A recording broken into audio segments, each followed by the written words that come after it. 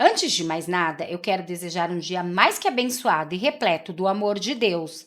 Logo após aquele inquérito absurdo aberto contra Eduardo Bolsonaro, um jornalista de peso respeitado na CNN acaba de confirmar algo, gente, diretamente da Casa Branca, que deixou Moraes e alguns dos ministros do STF e mais nomes envolvidos aí em pânico. Eu vou trazer todos os detalhes para vocês e tem nome envolvido, viu, gente? Nomes bem importantes aí.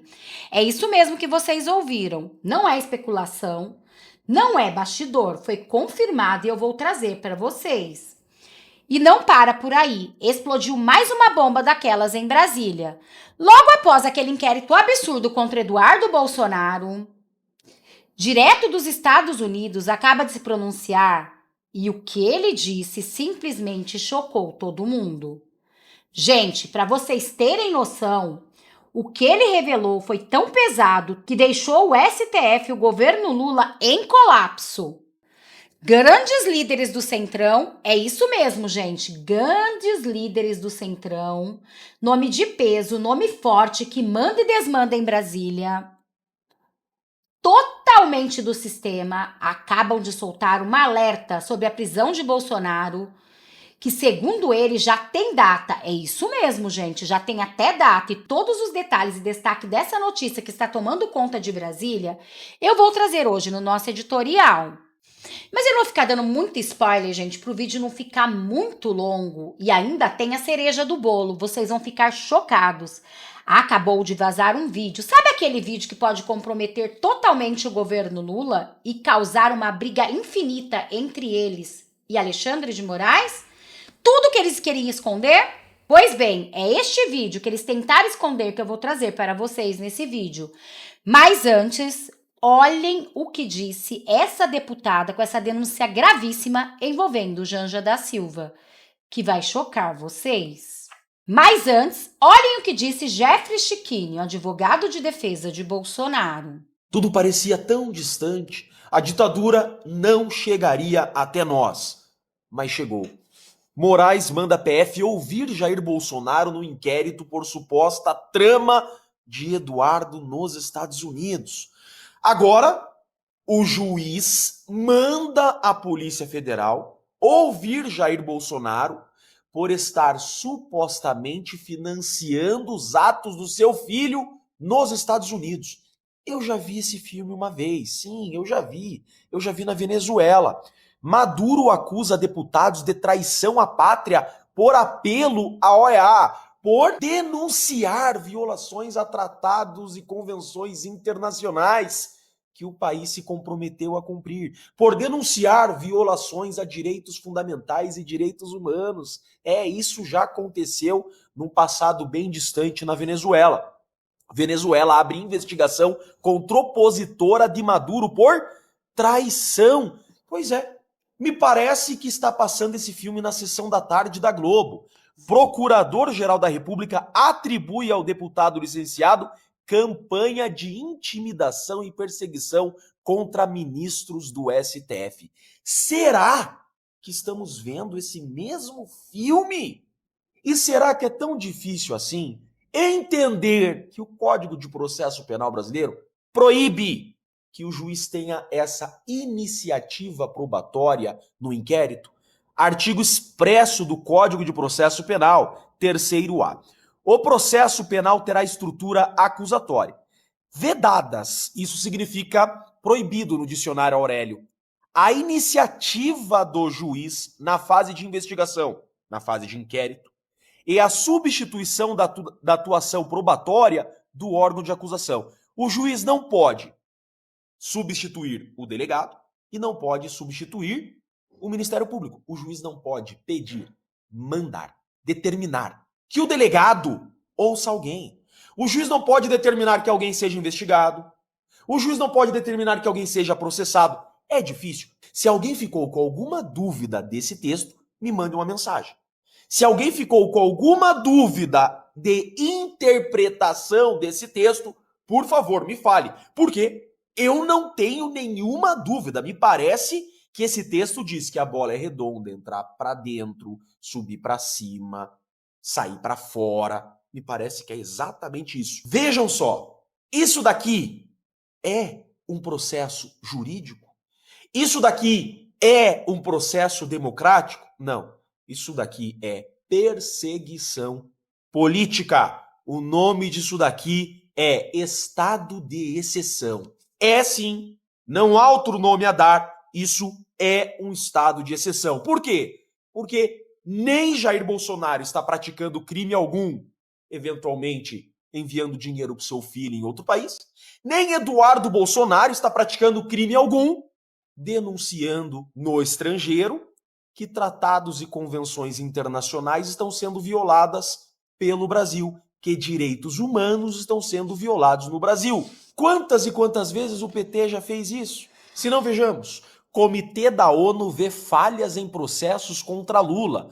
Impacto jurídico é incerto, dizem especialistas. O Comitê de Direitos Humanos da Organização das Nações Unidas concluiu que o ex-presidente Lula, do PT, teve seus direitos violados durante o processo criminal, do qual foi alvo durante a Operação Lava Jato. Ué, qual a diferença? Qual a diferença das denúncias que o Eduardo está fazendo no estrangeiro contra violações a direitos humanos? É idêntico. Os advogados de Lula recorreram ao comitê em julho de 2016, no auge da Operação Lava Jato. Nunca vi ninguém dizer que isso daqui era um atentado contra a democracia brasileira, que isso daqui era traição. Não vi nenhum inquérito contra os opositores da época. E agora, o que mudou? Absurdo. Esse inquérito é absurdo e essa determinação judicial mais absurda ainda. Eu sou Jeffrey Chiquini, sou advogado. É isso, gente. E Eduardo Bolsonaro colocou a boca no trombone. Mas antes de eu trazer esse vídeo de Eduardo Bolsonaro revelando toda a verdade, entregando ministros um a um de bandeja para Trump, e o que ele revelou aqui chocou o mundo, eu gostaria que vocês vissem um vídeo que foi resgatado, que pode realmente trazer uma briga infinita entre o governo Lula e Alexandre de Moraes. Um vídeo que eles estão tentando esconder há tempos. Olhem isso, tem bastante pessoas conhecidas aqui. E num passado não tão distante, internet resgata um vídeo em que deputados e senadores do PT foram contra Moraes na indicação do STF. Por isso que eles querem regular a internet. Na véspera da sabatina de Alexandre de Moraes, o Senado recebeu um abaixo-assinado contra a indicação dele ao Supremo Tribunal Federal. Estudantes de direito da faculdade onde ele leciona lideram o protesto. A nota de repúdio foi lida pela presidente do Centro Acadêmico da Faculdade de Direito da Universidade de São Paulo. A manifestação veio acompanhada de mais de 270 mil assinaturas. Ela também tem o apoio de entidades da sociedade civil, como a Associação de Juízes para a Democracia e o grupo Tortura Nunca Mais. A nota alega que Alexandre de Moraes, indicado ao Supremo Tribunal Federal, tem uma postura partidarizada e não cumpre os requisitos para ocupar uma vaga na Suprema Corte. Com secundaristas, o Alexandre de Moraes permitiu que houvesse integração de posse sem mandado judicial.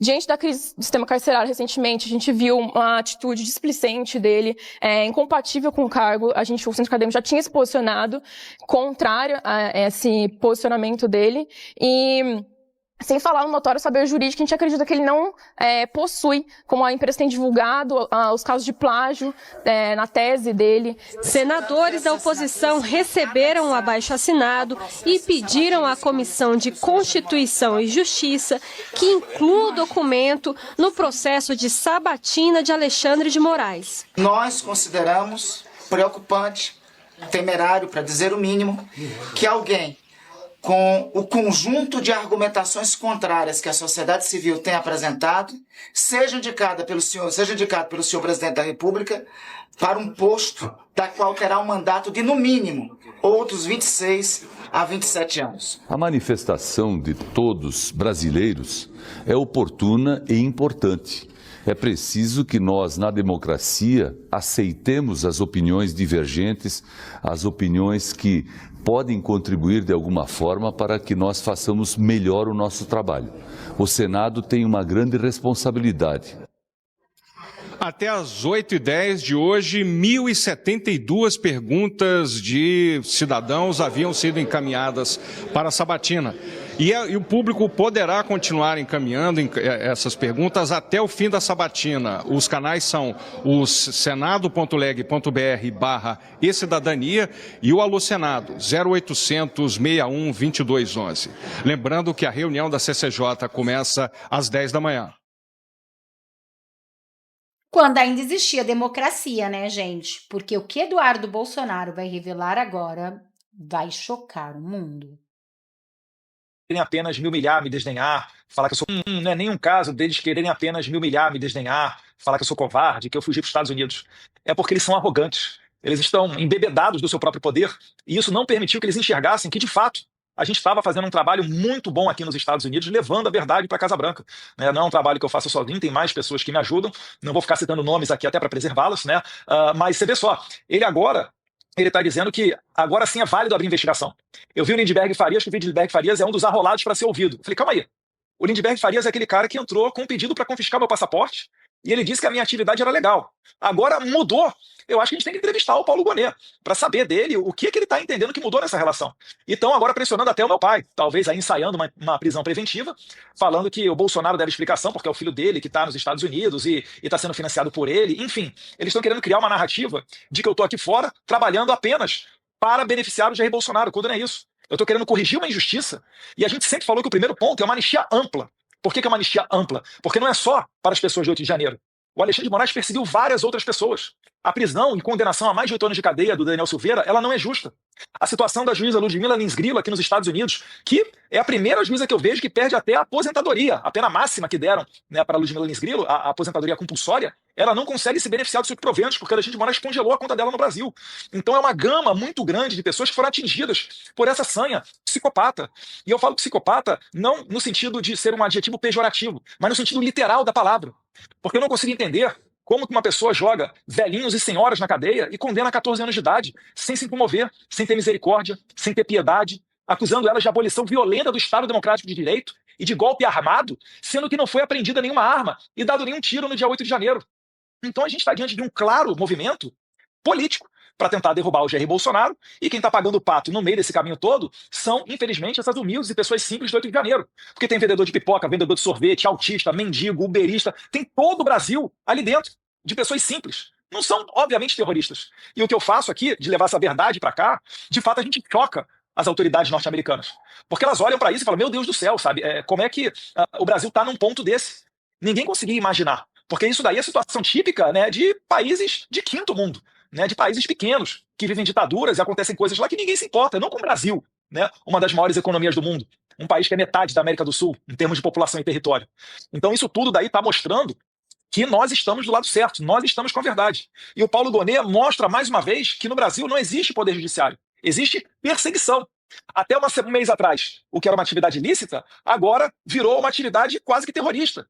Eles estão batendo cabeça, Silvio, porque eles não entenderam ainda a gravidade das consequências que eles vão sofrer.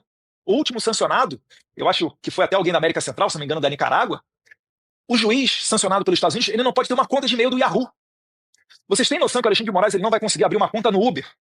Que se ele for registrar o celular dele para dirigir no Waze, se bem que ele deve ter motorista, né? Ele não vai conseguir abrir o Waze, ter uma conta no Waze? É muito grave. Isso aqui é tratado com muita seriedade. Aqui para eles é mais um. Vamos calar a boca de mais um. Desde 2021 a gente está ali desmonetizando a Bárbara do Chatolizei, o Bernardo Kister, um monte de gente. Vamos aqui mandar essa empregada doméstica, cidadã americana também. Vamos mandar um mandado de prisão preventiva contra ela, a Flávia Cordeiro. Acabaram de cair do cavalo. Porque eles estão vendo que realmente está se aproximando uma consequência muito séria e não vamos permitir que eles façam, finalizando, a narrativa de que eu estou trabalhando contra os brasileiros. Não, eu estou trabalhando para colocar um freio em Moraes, Fábio Schor, os juízes dele, né? O Marco Antônio Vargas, o Ayrton Vieira. Essas pessoas têm que parar de fazer o que elas estão fazendo para que a gente volte a ter uma democracia normal. E isso daí sim é o meu objetivo. Agora, se o Lula for comprar a briga do Alexandre de Moraes e quiser mergulhar no Brasil numa aventura, correndo o risco de que o povo brasileiro inteiro seja sancionado, aí é culpa do Lula, não é culpa minha. Nunca trabalhei pela sanção de brasileiros, trabalho pela sanção de Alexandre de Moraes, um claro violador de direitos. Caio Junqueira afirma que dossiês foram entregues aos Estados Unidos e que sanções atingirão Moraes, Gonê e Schor. As expectativas é que as punições ocorram no segundo semestre. É isso mesmo, já tem data. E quem está falando? Vai sair alguma sanção para o Alexandre de Moraes, vai sair uma sanção para o Paulo Gonê. Eu tenho informação que foram entregues dossiês mesmo, assim, muitas informações sobre o curso do processo e vai de encontro também... Dossiês para os americanos. Isso, para os americanos, sobre a atuação do Gonê, do Fábio Schor, que é o delegado da Polícia Federal que investiga isso, e que seria no segundo semestre, antes mesmo da conclusão da trama golpista. Acho que o governo brasileiro não está preparado para enfrentar uma situação dessa, porque nunca enfrentou nenhum governo, muito menos o Supremo Tribunal Federal, que é acostumado a não ter, por motivos óbvios, né, mas não ter ninguém acima do Supremo Tribunal Federal. Então, acho que vem algo forte e eles não saberão como reagir. E eles tendem a reagir como eles costumam reagir, dobrando a aposta, que é o que aconteceu hoje. E ok, tá tudo certo, é do jogo, mas em nível internacional não vejo a capacidade de reação. O nosso chanceler não fala com o Marco Rubio até hoje. Os Estados Unidos não tá nem aí pro governo Lula, né? O governo Trump, a Casa Branca. Então é muito difícil, e eu antevejo, já ouvi isso também, talvez até retirada de embaixador, porque se acontecer vai ser isso. Itamaraty vai chamar a embaixadora nossa lá, a Viotti, em Washington, vem pra cá, aqui não tem nem embaixador, no Brasil não tem embaixador dos Estados Unidos em Brasília, até hoje, ou seja, muito, muito difícil a solução disso daí. Olhem isso, quem falou foi um respeitado jornalista da CNN, Caio Junqueira. Muito difícil, porque Lula não quer manter contato com os Estados Unidos. A verdade não é essa, né?